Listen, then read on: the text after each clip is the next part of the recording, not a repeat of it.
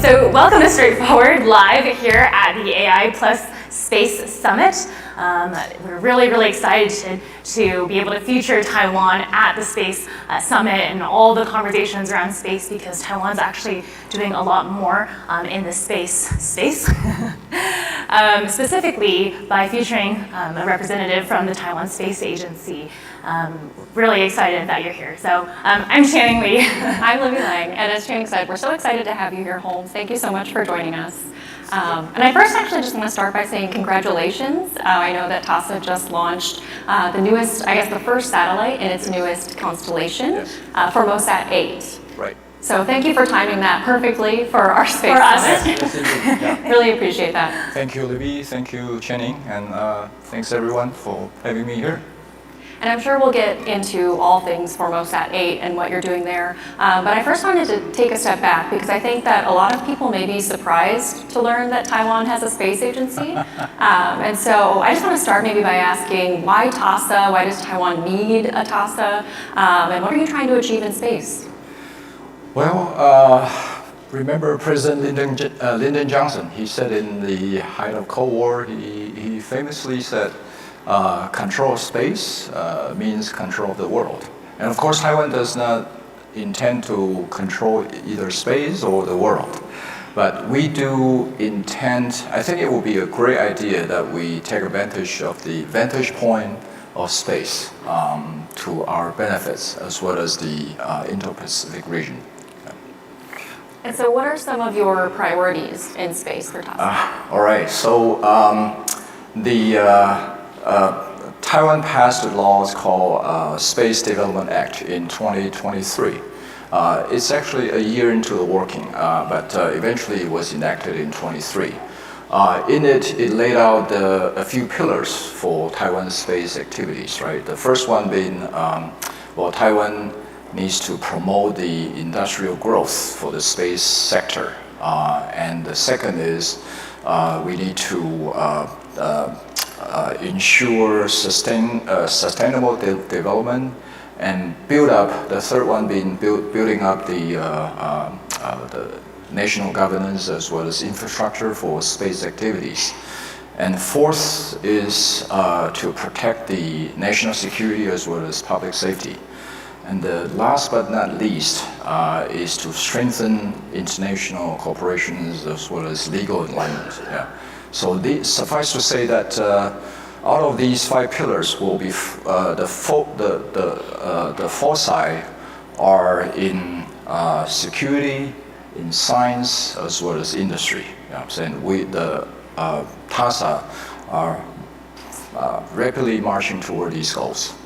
Yeah, security, science, and industry, actually all places where Taiwan excels. Yeah. TASA has actually existed in many forms, we spoke earlier, right, since 1991, but it only rebranded itself into TASA, the Taiwan Space Agency, 2 or 3 years ago, right, 2023 in January. So it's been about 3 years. Can you share with us what are some key milestones that TASA has achieved, other than, of course, the FORMOSAT 8 satellite that launched a couple days ago? What are some key milestones that TASA has achieved in the last 2 to 3 years? What are you really proud of so far? All right, thank you. So, like you said, TASA dated back to 1991, but Taiwan did not put enough national resource into the space sector. It was called National Space Program Office and gradually evolved into TASA today. The achievements or milestones that we have accomplished in the last few years, dating from, let's start from, first of all, Taiwan was called Formosa. In Portuguese, it means beautiful island. So we just add a T at the end of we call it FORMOSAT, right? So FORMOSAT 5 was launched into space in 2017.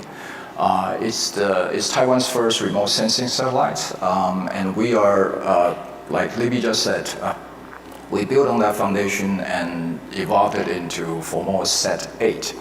All right. So time sequence-wise, after FORMOSAT 5, 2 years later, we have FORMOSAT 7. 7 is it has a payload to conduct ionosphere as well as oceanography research and collect the scientific experiment data, and that is widely available around the globe for researchers. And after that, there is Triton that was launched in 2023. Triton it uses GNSS reflectometry to measure the wind speed not only on the ocean but also on landmass. It also collects many parameters that would feed into the global weather and climate models. So there comes the FORMOSAT 8. The first one of which is launched into low Earth orbit last week. It actually is a constellation of 8 satellites, right? And from now on, we intend to launch 1 satellite per year until the whole constellation is deployed. And then there is FORMOSAT 9, which will be a SAR satellite, synthetic aperture radar that will be able to see through the clouds. Right now, FORMOSAT 5 and 8, they are all remote sensing, meaning electro-optical that doesn't really see through the cloud or darkness. But the FS9 will be able to do that. That will provide not only better data for disaster relief, but also for, say, applications such as maritime domain awareness. And TASA is also working on launch vehicles. The TASA's parent agency, National Science and Technology Council, has set a target date of 2034 for TASA to launch into orbit the first rocket that is capable of delivering 200 kilograms of payloads into LEO orbit. So these are basically what TASA has done in the last few years and plans to do in the next few years. Thanks, that's wonderful. Yeah, and I guess one theme I'm hearing through all of that is that it feels like it's progressing really fast. Like it seems like a lot has happened in very few years. And I imagine that TASA isn't able to do that alone. It sounds like you need a lot of commercial partners to do that with you. So could you talk a little bit about, does Taiwan have a growing commercial space industry and how TASA is supporting that? Yes, indeed. In recent years, TASA has encouraged and incentivized some of the startups, right? The one notable example is a startup called Rapidtech. In Chinese, it's called Leiyang. What they did is to develop the antenna as well as the phase array modules, and it has become a supplier for Eutelsat OneWeb. So that is one successful example, and another one is another startup that is called Lingyan. Its English name is a little bit hard for me to pronounce. It's T-Timac. Not sure exactly how to pronounce it, but in any case, it has also become a partner for Japan's NTT Docomo in its HAPS program for high-altitude pseudo-satellites and non-terrestrial network programs. These are but many of the two startups that are rapidly marching towards to insert themselves into the global space market. There are also conglomerates in Taiwan, primarily we call them Electronics 10. The 10 largest electronic manufacturers. As you may know, Taiwan is world-class electronics manufacturer, not to mention TSMC, of course, but the Electronic 10 does not include TSMC. They provide balance sheet and scalability in manufacturing process to the startup. So once the startups are able to insert themselves into the global supply chain, the conglomerates, the OEM and ODM manufacturers are able to support them to continue to expand from there. So suffice to say, TASA defines the mission and provide flight opportunities, startup develop cutting-edge technologies, and the conglomerates provide balance sheets and other capabilities to the industry. Is Taiwan applying the non-red supply chain? So for those who may not know, that is sort of the requirement that components are not sourced from China in certain sensitive supply chains. Is that being applied in the space industry? Oh, absolutely. Not only in the space industry, but also anything related to security. As a matter of fact, Taiwan's government has a legislation or mandate that prohibits the use of the so-called red supply chain. We do not and cannot use any components from China, and that makes the manufacturing part of it, of the security application, a little bit difficult, but it's a requirement, yeah, because China's ambitions to gobble up Taiwan is well known, and we are doing everything to prevent that from happening. I know, really, really great to hear. I'm glad you asked that question. Holmes, you spoke earlier about global cooperation. You mentioned how international collaboration is a huge priority for TASA. Obviously, as our friend from Israel said this morning, right, we are not alone on this planet. When it comes to space, you actually need a lot of international collaboration. Regardless of any of the diplomatic hurdles that Taiwan might face, you know, Taiwan could be a space player too, just by living on the planet. So I'm curious if you can expand upon that. Tell us about how Taiwan sees itself positioned in this kind of allied space environment. Where does Taiwan see itself being able to contribute to you know, the United States and our allies, our capabilities in space, and just what are some of the partnerships that you have in the space sector? Yeah, so basically we can separate into 3 layers. The first and foremost is TASA as a government agency is it provides data for stuff that I just mentioned, the ionosphere and oceanography's research.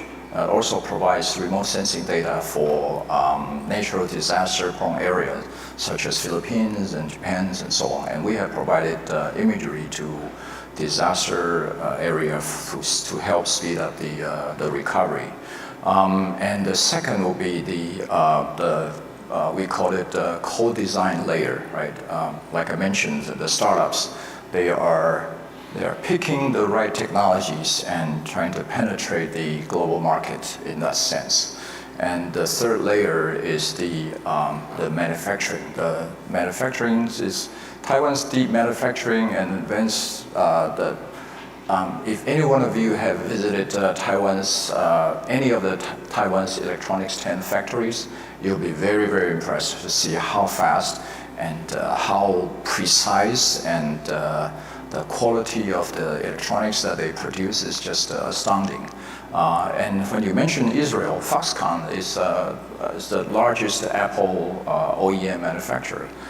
They have invested in Israeli companies called Ramon that intends to develop a space-based data center for edge computing purposes. That, of course, sounds a little bit futuristic, but hopefully it's not too far away from the horizon. Yeah. And I definitely want to go back to that point about some of Taiwan's edges in other industries and how they apply to space. But first on this collaboration point, thinking a little closer to home for you, in the Indo-Pacific specifically, where do you see more opportunities for collaboration? Yeah, so one area that we can think of is the maritime domain awareness, right? To provide, well, before the satellite business come into play, most of the MDA was done through ground-based infrastructures like the AIS, the automatic identification systems that all the ships needs to install the transponders so that they can identify themselves. But in the past, we have also identified many incidents where Chinese ships, cargo ships or otherwise, they either turn off or they disguise into something else, or they spoof their locations into a completely different area.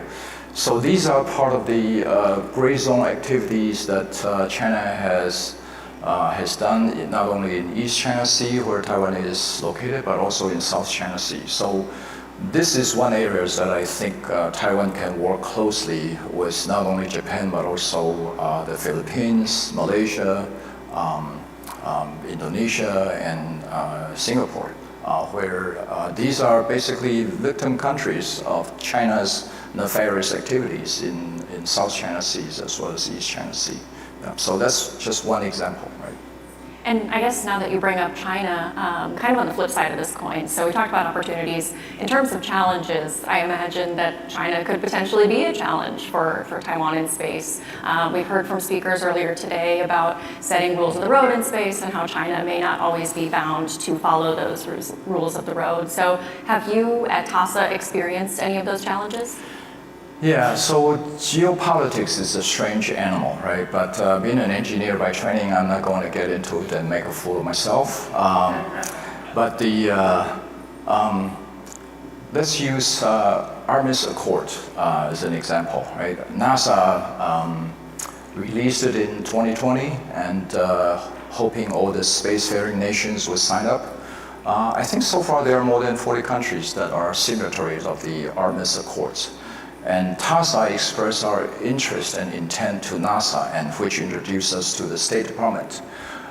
China is not a signatory of Artemis Accords. In fact, they criticize it because they say it's a vivid example of U.S. hegemon that is going to dominate the whole world as well as the space. They criticize it and they set up a competing model with Russia, right? So their intent is not exactly benign. But when Taiwan tried to join Artemis Accord, the State Department officials, I hope there's none here, and if there's any, speak up for yourself. But what I'm trying to say is State Department officials, they hem and howl, and for a long time, and eventually we lost interest and our focus shifted somewhere else. The issue dissipated. And I certainly hope that the State Department under Secretary Marco Rubio would be able to update the outdated mentality that exclude Taiwan with or without actually knowing it. Like I said, Artemis Accords, China is not part of it, and I'm sure China did not object Taiwan being part of it because they are not a signatory, right? And yet the State Department said, they didn't say no, but they just procrastinated until the issue disappeared. Right, so that's one example. So there are many others, and we'll get to that. That's really interesting. I'm actually wondering, on the broader topic of international collaboration, can you speak to how Taiwan's either government-led or private sector companies are collaborating with the United States on space? I think the U.S. remains a really important partner. FORMOSAT 8 was launched in California when I was there last week, and I should have looked up at the sky to look at it. But can you tell us about, how is Taiwan Space Agency or the companies able to collaborate in the U.S.? Yeah, so I can't speak for all the companies in the private sectors, but there are a few notable examples, right? Taiwan's conglomerates such as Kista, Compo, and Quanta, they invested in different outfits in the U.S. space sector. One example is CCM Astro, based in Austin, Texas. So with fund injection from Taiwan, after TASA awarded the first of the Beyond 5G network satellites. Right now, the plan is to have 6 satellites. The first one is awarded to CCM Astro, and TASA will develop the second one, and the rest of the 4. These are sort of the Pathfinder program. It's if Taiwan deploys the whole constellation, there will be more than 100 birds in the LEO orbit. But back to the the remaining 4 of the first 6 satellites, they will be co-designed and co-developed between TASA and the big conglomerates in Taiwan, as well as the startups. So they are leveraging US technologies for comm payloads, and Taiwan is also providing some, for instance, phased array modules, not just the antenna, but also the processing unit, the additive control, and as well as other electronics subsystems. Yeah. Well, it's great to hear. I do want to turn the conversation over to AI because we are at the AI Plus Space Summit. How is Taiwan thinking about using AI for space? Yeah, so TASA is slowly but surely adopting AI technologies. In the future, satellites to be launched into orbit in the FORMOSAT 8 program, we will be using, because it's a remote sensing satellite and it's electrical optical, it doesn't really penetrate cloud, so we are working on AI algorithms to point the camera away from cloud, right? There's no point of taking a bunch of cloud covered area. And that being one of the AI applications. Another will be for the bandwidth management. So with terabytes of data collected on board, how to transmit down to the user that needed them the fastest.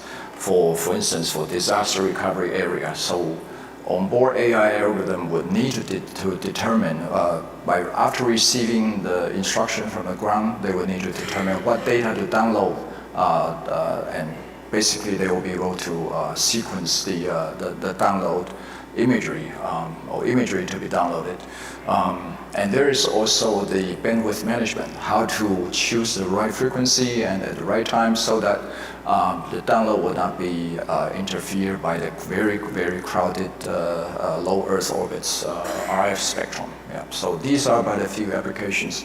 And of course, there are other examples. Beyond 5G will be another application for AI. The application is almost limitless. Yeah. And on the topic of disaster relief, disaster management, I know that Taiwan had a very serious typhoon earlier this year that caused a lot of destruction and took some lives. Were you able to use your space and satellite capabilities to help with that disaster management? Yes. So a Triton satellite, like I said earlier, it uses GNSS reflectometry. It can detect not only the winds, the wind on the ground and on the ocean, but also detect the soil moisture, right? And then therefore can derive whether certain part of the land is prone for landslide. That would be one great application for that. Right now it's done in traditional algorithms, but there is no point that we won't be able to use AI algorithms for faster and more predictive analytics. Yeah. Well, that's great to hear, and great that you're here to talk about it here at the summit. But I do actually want to go back to something you talked about earlier, which is that Taiwan already has so many strengths in manufacturing and technology, even beyond just chips. You know, Taiwan is great at making hardware across the board. What are some of the lessons that you've been able to take from your strengths in those sectors to apply to the space sector? Yeah. So. One example came to mind is the non-terrestrial network, right? The one that Rapidtech is helping.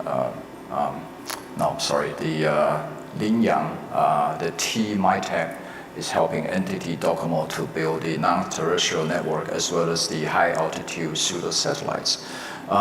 These are the things that Taiwan will develop for instance, millimeter wave phase array modules, and then to be embedded into NTT Docomo's constellations.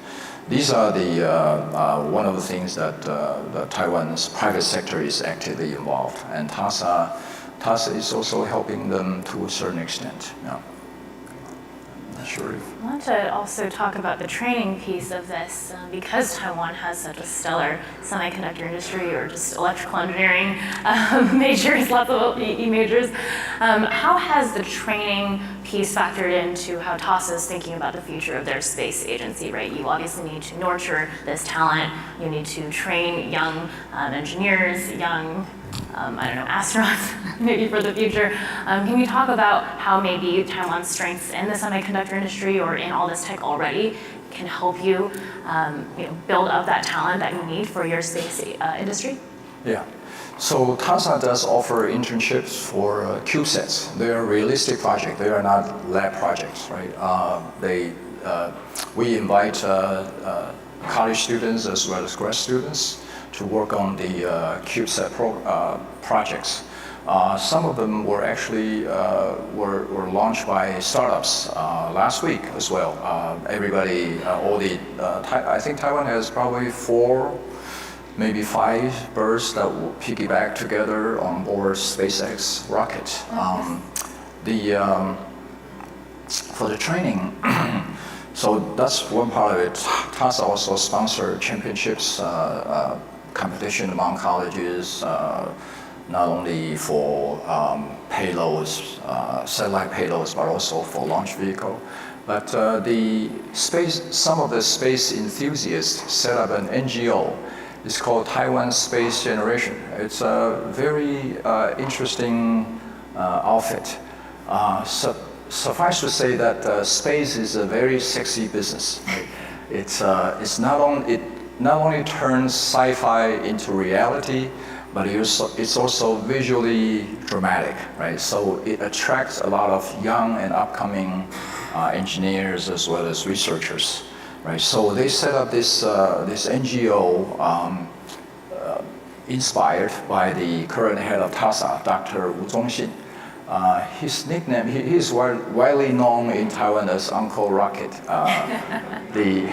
The moniker reflects not only his long careers as a propulsion expert, but also his personable and approachable personality. And his vision as well as leadership also sets up the foundations of many of the TASA, not only the TASA program, its missions, but also inspire college students to join the TASA's workforce. Yeah. And I know we've talked a lot today about imaging and satellites that can do that and Taiwan's capabilities there, but one thing we haven't talked about as much is satellites being used for networks, right? A lot of people might be thinking of Starlink, but of course Taiwan, I think, has ambitions of its own in that area. Can you talk a little bit about what Taiwan's developing there? For beyond 5G? Yes. So as I said earlier, there's a pathfinding program for the first 6 COMSATs. Currently it's also on the drawing board that we've done systems engineering simulations and determine how many birds will be required to deploy the full beyond 5G networks. So 2 years ago, after war in Ukraine erupted, everybody realized that Starlink is very useful, right? And Starlink's engineer was even able to fend off the cyber attacks as well as the RF jamming from Russia. So Taiwan at one point in time also tried to talk to SpaceX for its Starlink constellation. But then Elon Musk made a statement that, well, no, Taiwan should be part of China, so should follow the Hong Kong model, and that's a showstopper. It basically killed the whole thing. So we have been talking with OneWeb, Kuiper, and different constellations as a stopgap measure. Right now, Taiwan doesn't have spacecom capabilities, full coverage, 24/7. No, we don't have that. So in time of crisis, that would be a major issue, especially considering China has been sabotaging Taiwan's international cable, the undersea cable. Taiwan has 14 of them connecting Taiwan to the rest of the world. And in the last 3 years, there were 11 incidents of sabotage. It's incredible, right? So therefore, the issues of connectivity for Taiwan's survival and resiliency has become more and more urgent. So we are, like I said, we are talking to a few service providers, and we are also developing our own beyond 5G network. Yeah. Thank you for sharing all of the exciting things that have been happening at TASA over the last 3 years. Looking ahead towards the future, the next 3 to 5 years, what are TASA's main goals? Okay, well, beyond 5G is certainly one of them, and the launch vehicle, it's a very ambitious project. The timeline is short, the resources limited. And speaking of resource, TASA's budget is only 1/3 of its South Korean counterpart.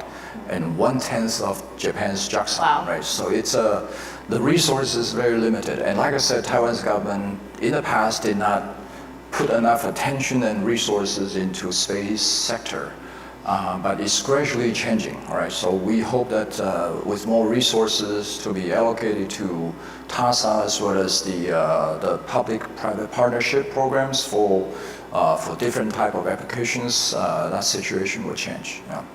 Okay. And back to your question earlier, you asked about what lessons we can learn from semiconductors, right? So, and I just remember so non-terrestrial network is almost a replay for Taiwan's electronic industry. Taiwan started out back in the 80s manufacturing components for PC, motherboards, mouse, and all that stuff. And it gradually become making the whole systems, now servers. In fact, a lot of the AI servers that is being used by OpenAI, Google, they're all made by Taiwanese manufacturers. So the non-terrestrial network is similarly modeling after the electronic industry. We started by picking niche technologies where we can strive, and then gradually expand from there. And hopefully, with the co-design, co-manufacturing paradigms that we have established so far and still maturing, we hope that Taiwan would get a bigger footprint in the international market. Oh, well, many exciting things to look forward to in the next few years. I know we're running up on time, so I would love to ask, for our audience here today and online around the world, if you could just leave them with one message about TASA's mission, what would it be?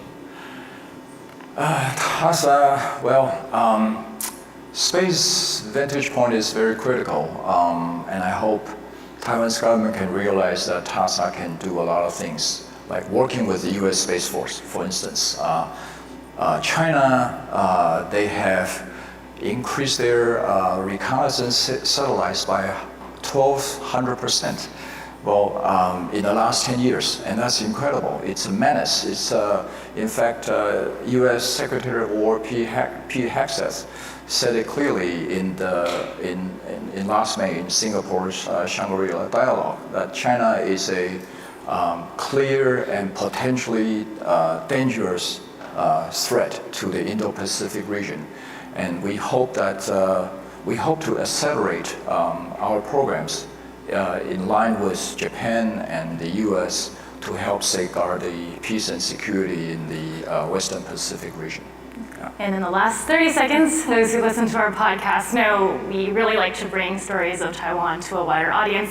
So if you had to recommend something from Taiwan to someone who doesn't know much about it, what would it be in 15 seconds? All right. A lot of people talk about night market, but I would say if you get a chance to travel to Taiwan, go to the East Coast.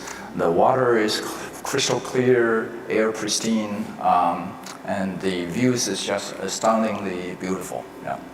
Go there and enjoy. Thank you so much for joining us here, and thank you all. Thank you for having me.